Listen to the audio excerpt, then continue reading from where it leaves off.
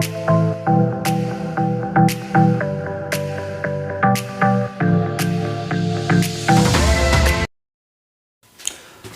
എല്ലാവർക്കും പുതിയൊരു വീഡിയോയിലേക്ക് സ്വാഗതം. നമ്മൾ കുറച്ച് ദിവസമൊക്കെ വീഡിയോ ഒക്കെ ചെയ്തിട്ട്, കാരണം ഓണ പരിപാടിയൊക്കെ ആയിട്ട് തിരക്കായിരുന്നു. ഇപ്പോഴാണ് ഒന്ന് ഫ്രീ ആയത്.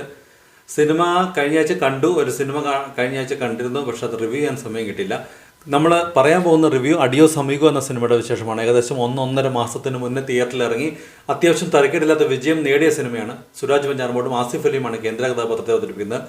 സിനിമ സംവിധാനം ചെയ്തിരിക്കുന്നത് നഹാസ്, പ്രൊഡ്യൂസ് ചെയ്തിരിക്കുന്നത് ആഷിഖ് ഉസ്മാൻ, മ്യൂസിക് ഗോപി സുന്ദർ, പിന്നെ background score Jakes Bijoy. Camera എടുത്തു പറയണം തോന്നി, ക്യാമറ ചെയ്തിരിക്കുന്നത് ജിംഷി ഖാലിദ്. ഒരു വെറൈറ്റി ഉണ്ടായിരുന്നു. പിന്നെ ഇത് കൂടാണ്ട് അതിനകത്ത് ഗണപതിയുണ്ട്, പിന്നെ നന്ദു ഉണ്ട്, മേഘനയുണ്ട്, പിന്നെ വോയിസ് ഓവറിൽ അപർണ ബാലമുരളിയും വേറൊരു രജിഷ വിജയൻ, രണ്ടുപേരുടെയും വോയിസ് ഓവർ വരുന്നുണ്ട്. പിന്നെ കുറേ അധികം കഥാപാത്രങ്ങളുണ്ട്. സത്യം പറഞ്ഞാൽ എല്ലാവരുടെയും പേര് ഓർത്തിരിക്കുന്നത് പറഞ്ഞാൽ ഷൈൻ ടോം ചക്ക ഉണ്ട്.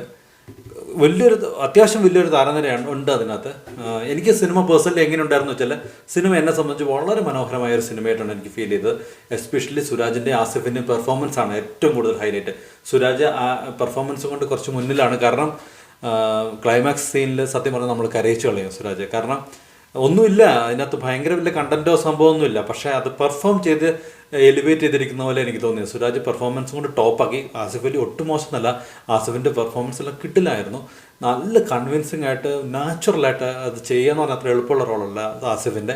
സുരാജ് ഓഫ് കോഴ്സ് നമ്മൾ കുറേ കണ്ടിട്ടുണ്ട് സുരാജിൻ്റെ ഈ റോൾ, ഇതുപോലത്തെ റോള്. പക്ഷേ ഇത് പെർഫോമൻസ് സുരാജിൻ്റെ one of the best performances തന്നെയാണെന്ന് പറയേണ്ടി വരും.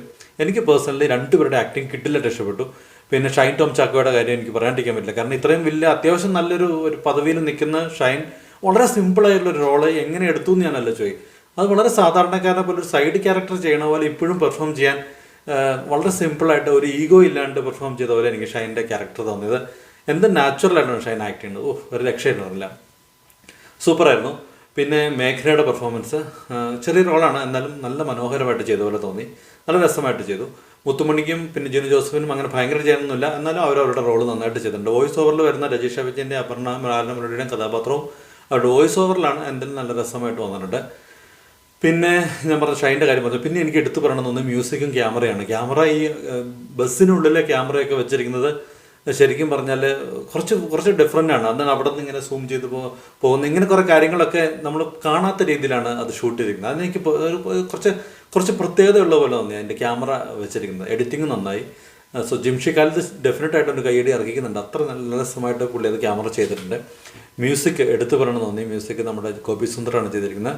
ബാക്ക്ഗ്രൗണ്ട് സ്കോർ 1-2 പാട്ടുകൾ നല്ല രസമുള്ള പാട്ടുകളുണ്ടായിരുന്നു. നല്ല രീതിയിൽ അത് വിഷ്വലൈസും ചെയ്തിട്ടുണ്ട്. ഡയറക്ഷനൊക്കെ അടിപൊളിയാണ്. നഹാസ് നവാഗത സംവിധായകനാണെന്ന് എനിക്ക് തോന്നുന്നു, പക്ഷേ എന്നാലും വളരെ മനോഹരമായിട്ട് സംവിധാനം ചെയ്തിട്ടുണ്ട്. എസ്പെഷ്യലി ഇതിങ്ങനെ മുന്നോട്ട് പോകുമ്പോൾ സെക്കൻഡ് ഹാഫിൽ ക്ലൈമാക്സോട് എടുക്കുമ്പോൾ വളരെ മനോഹരമായ ടച്ചിങ് ആയിട്ടുള്ള കുറച്ച് മൊമെൻറ്റ്സ് ഈ സിനിമ തരുന്നുണ്ട്. എനിക്ക് പേഴ്സണലി സിനിമ ഡെഫിനറ്റായിട്ട് എല്ലാവരും കണ്ടു നോക്കണം എന്നുള്ള അഭിപ്രായമാണ്, കാണണം എന്നുള്ള അഭിപ്രായമാണ്. കണ്ട് നിങ്ങൾ ഒരിക്കലും നിരാശപ്പെടുത്തില്ല. സുരാജിൻ്റെയും ആസിഫിലിൻ്റെയും പെർഫോമൻസിന് വേണ്ടി ഡെഫിനറ്റായിട്ടും കാണാവുന്ന സിനിമയാണ്. അപ്പോൾ കണ്ടു നോക്കൂ, കണ്ടിട്ട് വിശേഷങ്ങൾ അറിയിക്കൂ. മറ്റൊരു സിനിമയുടെ വിശേഷമായിട്ട് വേറൊരു ദിവസം വരാം. Thank you for watching my videos and thank you for all the support and by.